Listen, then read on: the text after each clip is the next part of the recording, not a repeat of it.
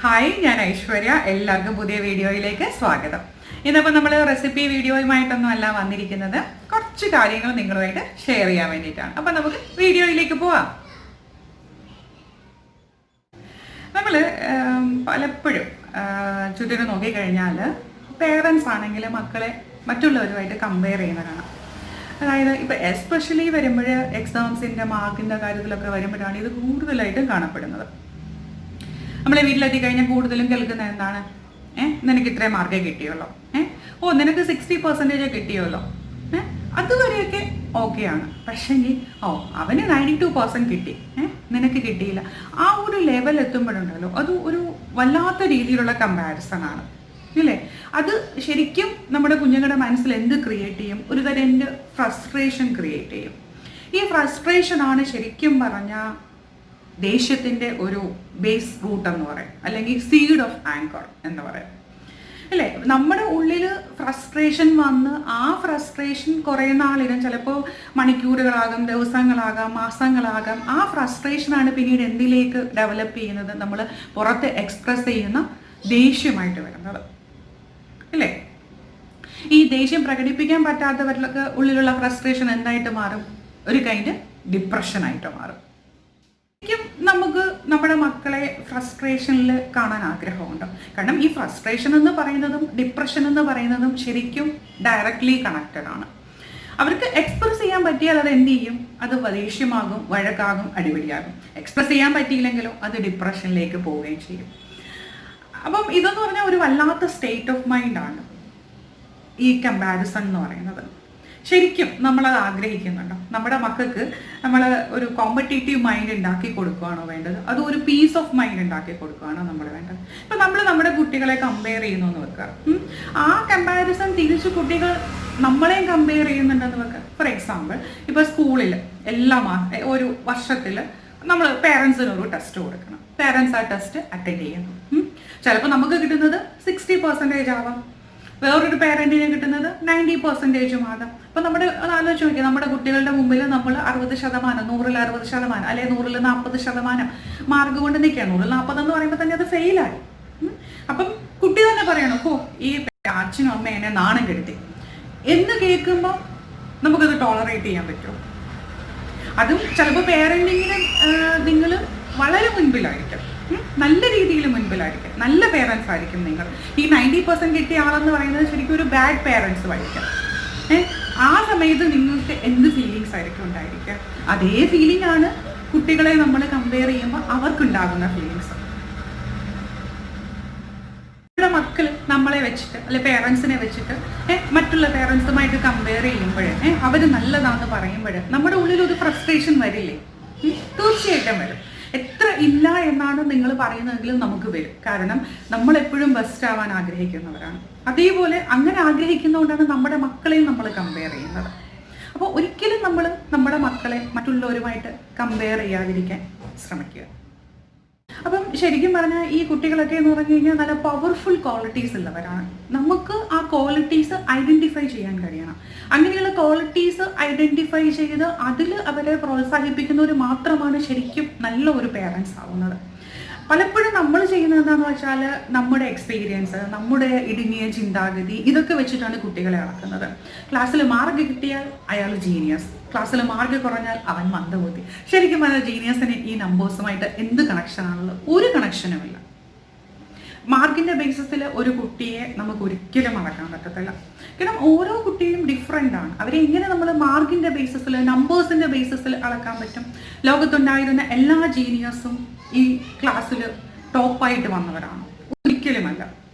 എത്ര പേരുടെ എക്സാമ്പിൾ നമുക്ക് എടുത്തു നോക്കാം. ചിലരൊന്നും പഠിക്കാൻ പോലും കഴിവുണ്ടായിരുന്നവരല്ല.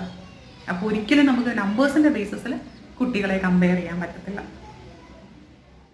നമ്മളോട് തന്നെ ചെയ്യേണ്ട ഒരു പ്രതിജ്ഞ എന്താണെന്ന് വെച്ചാൽ ഒരിക്കലും നമ്മുടെ മക്കളെ മറ്റുള്ളവരുമായിട്ട് കമ്പയർ ചെയ്യാൻ പാടില്ല.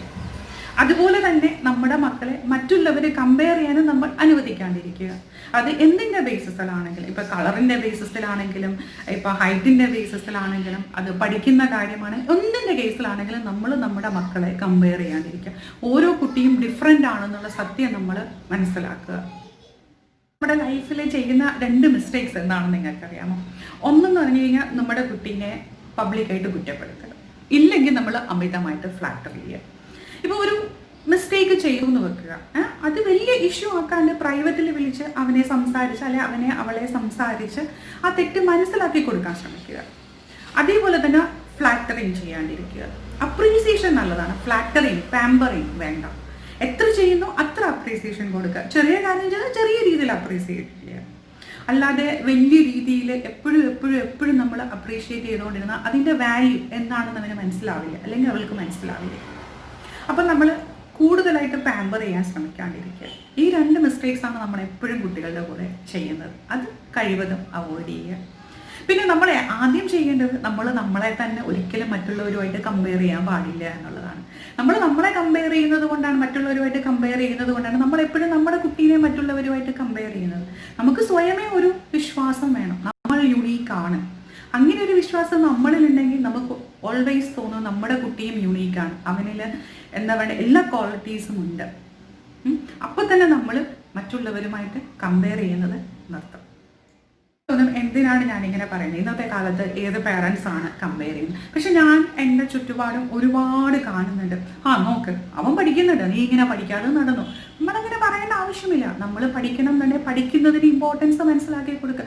അങ്ങനെ ഒരുപാട് സെൻറ്റൻസുകൾ ഞാൻ കുട്ടികളെ കമ്പയർ ചെയ്ത് കേൾക്കാറുണ്ട്. ഈവൻ ഒരു വീട്ടിലെ തന്നെ അച്ഛൻ്റെയും അമ്മയുടെയും മക്കളാണ്, മൂത്ത മകനെ ഇളയമാനോ മൂത്ത മകളെ ഇളയമാനോ, അങ്ങനെ 2 കുട്ടികളുടെ അവരെ തമ്മിലെ കമ്പയർ ചെയ്യുന്ന കണ്ടിട്ടുണ്ട്. പഠിക്കുന്ന ആൾക്കാർക്ക് കൂടുതൽ പാമ്പർ ചെയ്യുക, പഠിക്കാത്ത ആളെ കുറച്ച് പാമ്പർ ചെയ്യുക, അല്ലെങ്കിൽ അവർക്കൊന്നും സാധിച്ചു കൊടുക്കാണ്ടിരിക്കുക. അതൊക്കെ മിക്ക വീടുകളിലും നടക്കുന്ന കാര്യമാണ്. നിങ്ങൾ ചുറ്റും ഒന്ന് കണ്ടുപിടിച്ചാൽ മതി, അതിപ്പോഴും നടക്കുന്നുണ്ട്.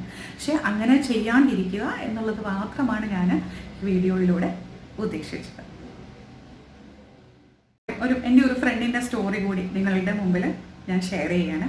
എൻ്റെ ഒരു ഫ്രണ്ട് എൻ്റെ അടുത്ത് പറഞ്ഞാണ്, ഞാൻ ശരിക്കും പറഞ്ഞാൽ ഒരു അത്ര ക്വാളിറ്റീസ് ഒന്നുമില്ലാത്ത ഒരാളാണ്, അതെനിക്ക് നന്നായിട്ട് അറിയാം. പക്ഷെ അത് മറ്റുള്ളവരെ അറിയിക്കാതിരിക്കുക എന്നുള്ളതാണ് ഞാൻ ചെയ്യുന്നത്. അതേപോലെ തന്നെ അത്ര വലിയ ക്വാളിറ്റീസ് ഒന്നും ഇല്ല എന്നുള്ളത് എൻ്റെ അമ്മയ്ക്കും അറിയാം. പക്ഷേ എൻ്റെ അമ്മ എന്നെ പഠിപ്പിച്ചൊരു കാര്യമുണ്ട്, ജീവിതത്തിൽ എന്ത് നേടാൻ വേണ്ടിയിട്ടും കുറച്ച് ക്വാളിറ്റീസ് ഇല്ലെങ്കിലും കൂടുതൽ വർക്ക് ചെയ്യുക. നിനക്കുള്ള ക്വാളിറ്റീസ് വെച്ച് കൂടുതൽ വർക്ക് ചെയ്യുക. 8th സ്റ്റാൻഡേർഡിൽ പഠിക്കുമ്പം അവൻ്റെ അച്ഛനെ നഷ്ടപ്പെട്ടതാണ്. വഴിതെറ്റിപ്പോകാൻ എത്രയോ സാഹചര്യങ്ങളുണ്ടായിരുന്നു. പക്ഷെ എന്നിട്ടും അവൻ നല്ലപോലെ ഹാർഡ് വർക്ക് ചെയ്യും. ഒരിക്കലും അവൻ്റെ അമ്മ അവൻ്റെ ക്വാളിറ്റീസ് കുറവാണ്, ഒത്തിരി ഹൈ ആയി പഠിക്കുന്ന കുട്ടിയൊന്നും ആയിരുന്നില്ല, അവൻ കമ്പയർ ചെയ്തിട്ടില്ല. ലൈക്ക് ശരി നീ ഇങ്ങനെ പഠിച്ചുള്ളൂ, മറ്റുള്ള കുട്ടികൾ നോക്ക്, അങ്ങനെയല്ല. അവന് ഉള്ള ക്വാളിറ്റീസ് വെച്ച് അവന് നല്ലപോലെ ഹാർഡ് വർക്ക് ചെയ്യാനാണ് അവനെ പഠിപ്പിച്ചത്. വർക്ക് ചെയ്താൽ നമുക്ക് എന്തൊക്കെ ഏൺ ചെയ്യാം എന്നുള്ള കാര്യം അവൻ്റെ അമ്മ അവനെ പഠിപ്പിച്ചു. അതുകൊണ്ട് തന്നെ അവൻ്റെ ലക്ഷ്യങ്ങൾ അച്ചീവ് ചെയ്യാനൊരു മോട്ടിവേഷനായി മാറി അവൻ്റെ അമ്മ. അവൻ്റെ ഏറ്റവും വലിയ ഇൻസ്പിറേഷൻ ഏതാണെന്ന് ചോദിച്ചാൽ അവൻ്റെ അമ്മയാണെന്ന് നമ്മൾ പറയും. കാരണം എന്താണ്? കാരണം ഹാർഡ് വർക്കിൻ്റെ ഇമ്പോർട്ടൻസ് ആണ് ആ അമ്മ മകനെ പഠിപ്പിച്ചത്.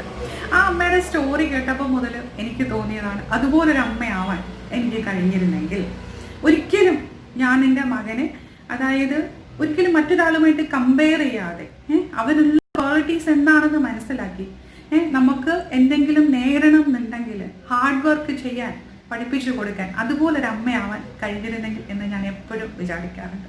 കാരണം ആ അമ്മ തൻ്റെ മകനെ സ്പെഷ്യലായിട്ട് കണ്ടു, യുണീക്കായിട്ട് കണ്ടു.